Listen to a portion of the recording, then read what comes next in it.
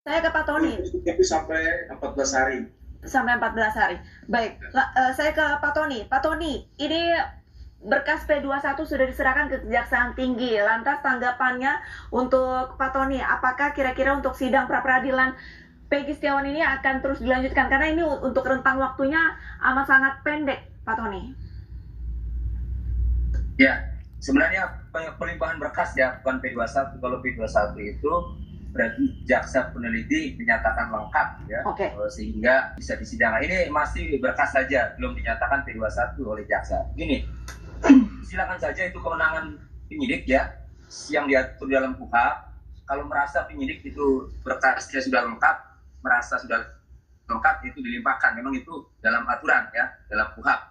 Hanya saja kami mau menanggapi begini, kasus ini kan viral, kesaksian bermunculan di mana-mana, artinya pada meragukan ya bahwa Peggy Setiawan itu adalah pelakunya. Kami pun ya punya keyakinan karena yang DPO itu adalah Peggy alias Peron.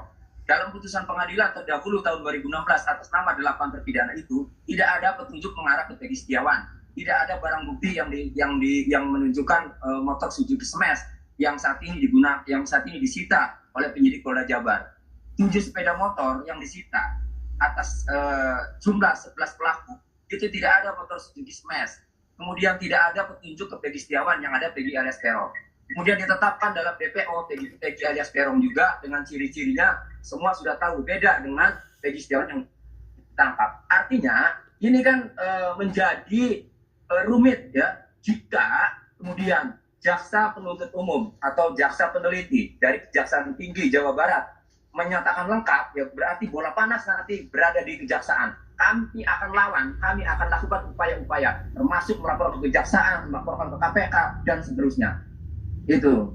Baik, Pak Cahya, saya kembali lagi ke Pak Cahya. Pak Cahya, sejatinya ini untuk penyerahan berkas hingga akhirnya jaksa memutuskan berkas ini sudah lengkap, ini apakah membutuhkan waktu lebih dari 7 hari atau 14 hari atau justru kurang dari itu, Pak Cahya?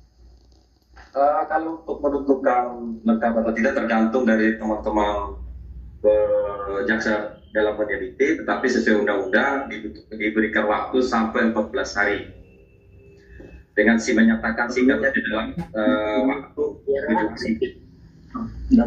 Baik, berarti tergantung dari jaksa peneliti itu sendiri.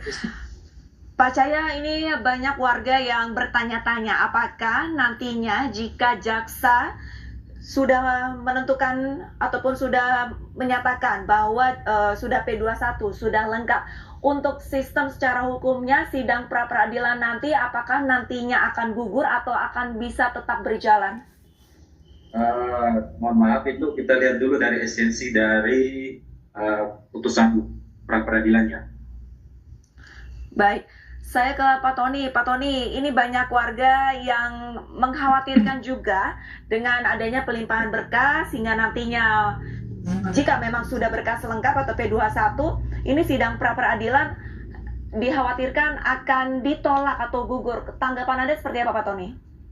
Ya, sebenarnya pelimpahan berkas ketika ada gugatan atau permohonan pra-peradilan dari tersangka, kemudian buru-buru penyidik melimpahkan berkas, itu sebenarnya hal biasa, itu strategi penyidik ya, karena memang kalau sidang perkara pokoknya sudah dimulai, ya maka pra-peradilan itu nanti dinyatakan gugur putusannya. Bukan berarti langsung begitu sidang pokok perkara kemudian gugur, bukan. Tetap pra-peradilan dilanjutkan persidangannya. Hanya saja nanti pasti putusannya itu pasti gugur karena perkara pokok sudah disidangkan.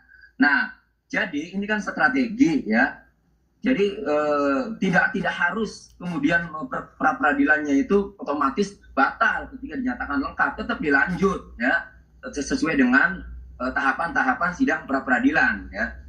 Cuma kami mau menegaskan sekali lagi, tolong hati-hati ya Kejaksaan Tinggi pada Kejaksaan Tinggi Jawa Barat, jaksa penuntut umum, hati-hati karena ini kasus rame Pak ya. Jangan sampai ya memaksakan timbul. Kami ini praktisi hukum sudah biasa berada di pelapor, kemudian terlapornya membuat pra-peradilan, kami komunikasi dengan penyidik, kemudian kami komunikasi dengan hakim komunikasi dengan jaksa ya pada saat menjadi pelapor udah biasa, makanya sudah tahu lah budaya-budaya itu. Saya minta pesan kepada Bapak Cahya selaku Kasih Penkum, tolong Pak, hati-hati Pak, ini nyawa orang Pak ya, ini nyawa orang, tolong. Jadi harus pakai nurani Pak, harus pakai keyakinan, alat buktinya yang benar-benar kuat, yang benar-benar sah. Bapak akan menyidangkan ke pengadilan. Tetapi Bapak ini manusia Pak, punya anak, bagaimana kalau terjadi pada anak Bapak seperti ini ya. Itu saya mohon kepada Pak Cahya yang dalam hal ini kami bisa komunikasi. Terima kasih, mohon Pak kami pesan hati-hati Pak, itu saja. Pak Cahya, tanggapannya Pak Cahya? Baik, terima kasih kuasa hukum. Kami minta waktu juga karena berkasnya baru dikirim. Kami lakukan penelitian juga oleh teman-teman jaksa peneliti, sehingga sikap dan perkembangannya teman-teman pasti teman pengacara ataupun teman-teman media pasti akan diinfokan. Demikian.